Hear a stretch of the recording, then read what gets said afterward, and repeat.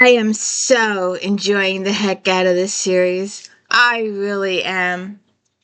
Um, Welcome to the D. Louise book series. I'm Christina Kristina.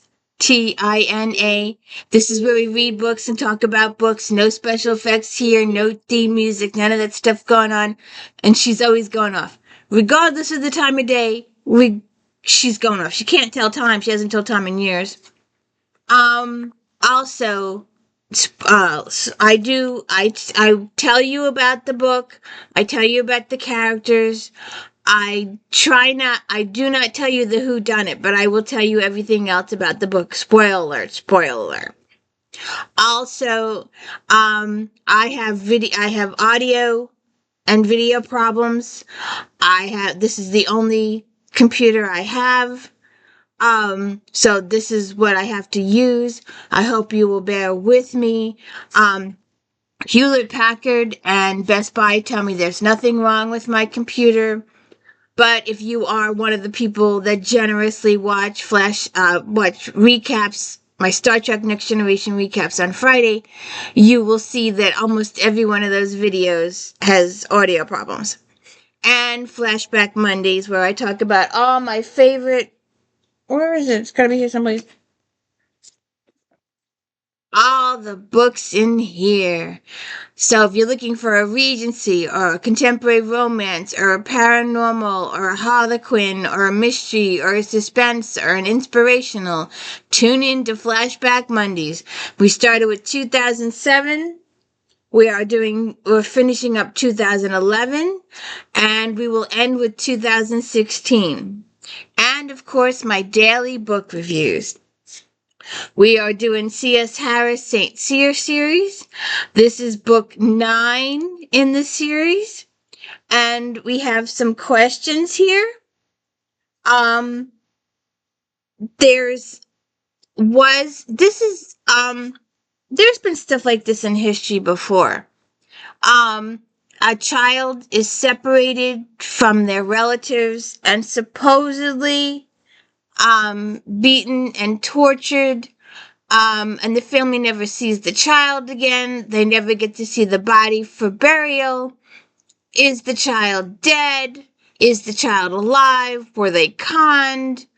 Whole slew of hypothesis. Conspiracy theories roam the world. So was the next king of France abducted at 8 years old and tortured and killed? Or was he taken by a family and never to be seen again? His body wasn't seen. All these questions. So we have uh, Paul Gibson is finds a severely injured woman in an alleyway and a man who has been stabbed in the back and his heart is missing. So I should back up just a little bit. Sebastian St. Cyr is our Viscount. Some people call him Devlin because that's the Viscount name, or Sebastian. And then we have his wife, Hero, who is with child. These books take place pretty close sequentially. Some of the books are only a couple days apart. Some of them are a week apart, but they're really close. This one was a little further than the others so that Hero could give birth, and there is a problem with the child. The child is breech, so we have that concern for most of the book. And Hendon is Sebastian's father. He's not his biological father, but he is the man who raised him. And there's still a little estrangement between Sebastian and his father it was because Sebastian found out that his mother didn't die. She just left. She wanted out of the marriage. So Hendon gave her permission and she went to France or Paris to live her life out there. and he sends her a stipend every once in a while. So he knows, kind of knows where her whereabouts were. And so he didn't tell Sebastian. And Sebastian has been thinking for like the last 20 years that his mother's deceased, but she's not. She's still alive. So when Sebastian finds out, that he gets mad at his father for a little bit. Then Sebastian was seeing this lady, Kat Boleyn, and she was a actress on the theater, and he wanted to marry her, but because she was an actress, and because the ton wouldn't approve of her or him marrying her, and he would get cut, as they say, from the ton, it just couldn't happen. It couldn't. And Hendon, they discovered that Kat Boleyn was Hendon's biological daughter from an affair. And so for a chapter, the characters believed it. The readers were told right up front, because in the beginning you're like, ew. But then you're told that Hendon knows that he's not Sebastian's biological father. Sebastian doesn't know this. So when it's revealed that Kat is Hendon's biological daughter, he thinks he's been sleeping with his sister all this time. So that's why you go ew. But then you discover that Sebastian is not his father's biological son. His father was out to sea when Sebastian was conceived. And that Hero's father, Lord Charles Jarvis, also knows, because he was out to sea with Hendon, that Sebastian is not Hendon's biological father, but he didn't tell Hero either, and he was a little pissed. So this led another rift to Sebastian's and Hendon's relationship, although they're starting to mend it a little bit. So, and then we have Henry Lovejoy, the magistrate, and then we have Paul Gibson, our coroner, who has an opium addiction. He's a really good coroner, though. He lost part of his leg in the war, and that's why he's got the opium addiction. So he finds this woman in the alley, and she's been knocked out. She has a head injury, and there is a man near her who has been stabbed in the back, and his heart has been removed. Paul Gibson sends for Sebastian because he wants Sebastian to investigate, because that's how it works. Sebastian investigates the case, and Paul Gibson performs the autopsies. And so he sends for Sebastian, and then it's later the body is removed from Paul Gibson. He started a little bit of autopsy but hadn't finished it. And the body is removed before he can finish it because Lord Charles Jarvis doesn't want this case pursued. And Beauchamp comes and retrieves the body from Paul Gibson. In the meantime, Paul Gibson is nursing the woman, taking care of her. She's gravely ill. She's got fever. She's delirious, etc. So the questions are for the book: why was the heart removed? The guy's heart removed was dug down. Why Beauchamp was told not to pursue the martyr? What is Lord Charles Jarvis's stake in all this? Why doesn't he want the matter to be closed? What's up with Sebastian and Hero's kid? What about Gibson and his opium addiction? And what about Gibson starts caring for the woman emotionally that he's caring for, the one that he's been nursing back to health.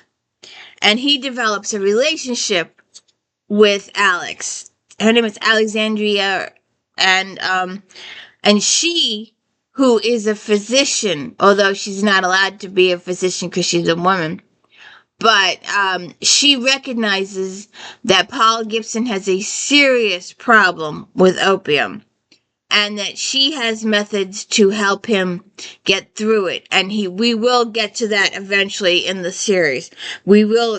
Paul Gibson will have to confront his issues. So the guy that was killed, and I hope my audio is still here. I hope I'm not off sounding. And if it is, could you please just let the video run out, or bear with me, or maybe run the closed caption, but please let the video play out. I work so hard on these. And it hurts that I'm getting punished every time I do one of these videos. So Sebastian starts questioning all of these French people, and it turns out that the French are in town to try to negotiate a peace with England, and this is under Napoleon's rule. And we know, of course, they do eventually go to war. So there's a whole bunch of conspiracy theories about the kid, about the royal family from the past. Was the kid really killed in prison? What happened to the kid? What's going on there? So there's a whole bunch of, I took tons of notes, tons and tons of notes. But what I like also that, and this is a big spoiler, big spoiler. I like that, like Victoria Thompson, C.S. Harris is giving some little extra notes at the end, and I enjoy the extra notes. They're very, very intriguing, and so this is total spoilers now. The district of St. Catharines and the evocatively named Cat Hole and Hangman's Court were real places that have now disappeared. In 1827, the old church and monastic buildings, along with the surrounding streets, were knocked down to create what is now St. Catherine's Docks. More than 11,000 poor people were rendered homeless by this early urban renewal project. Most were not compensated.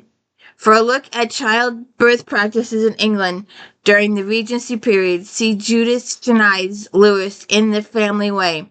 Childbearing in British Aristocracy, 1760 to 1860.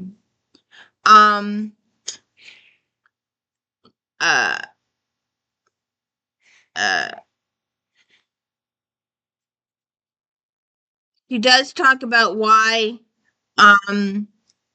Sebastian, why these things that Hero's original doctor, she ended up firing. He was supposed to be the best doctor in all of England, but he wanted to do bloodletting. He wanted to limit her diet. And, pregnant women just need to eat that pickles and ice cream situation. And this guy was like, she needed to live on oatmeal. And you just don't do that when you're pregnant. So she talks about all the medical stuff. Then Sebastian's presence at the son's delivery was normal. Prince Leopold remained at Princess Charlotte's side throughout her 50-hour deal. It was typical for various family members to wait at birth in the nearby room, as Hendon and Lady Jarvis do here. Richard Croft was indeed London's most esteemed abbot at the time. He became Sir Richard in 1816 after the death of his brother. He attended Princess's botched childbirth and tragically committed suicide after her death. The early distinction between surgeons and physicians date back to the Middle Ages, when physicians were clergymen and the church forbade clergymen from engaging in the kind of activities practiced by surgeons. The invasion of Russia in 1812 was a disaster for French forces, and there was a real coup attempt against Napoleon in December that year. But Vaudeville's peace negotiation to London is my own invention. The practice of burying the bodies of the French royal family at St. Denis and sending their internal organs to various other churches was well established. King Louis 6th of France, his queen Marie Antoinette, and their surviving children Marie Theresa and Louis Charles were in August of 1792 thrown into the Tower of the Temple, a prison that was once the medieval stronghold of the Knights Templar.